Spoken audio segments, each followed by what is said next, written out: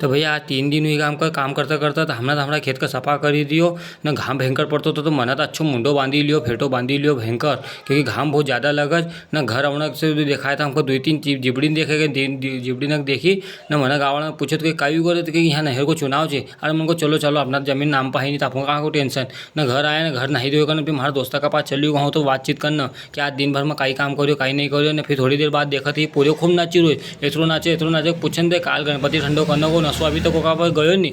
नशो करता करता नो खूब ज तो ठुमका दे, एतरो नाचे कि पूछे नहीं जाए ना। थोड़ी देर बाद जाता ना बहुत बैलिया ना छोड़ी लायो न। मन को कह अभी तू नाचतो तो ना बैल नक ले याद कि पानी भी पियानु पड़ा दादा, नहीं तो बैलिया 30 मरी जाएगा न। बैलिया ना का पानी पियाने लेने लई गो। फिर मका तो थोड़ी देर तो मारो तो खूब शरीर खूब दुख।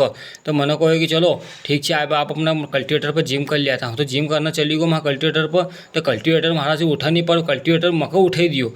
फिर ऐसा छोटा मोटा ब्लॉग देखने के लिए ना लाइक करो, फॉलो करो। तब तक के लिए जोमकार जी की हंसता रहो ना, हंसता रहो ना, हंसा मुस्कुराता रहो ना। काका जी उन्होंने लाइक कर दिया करो।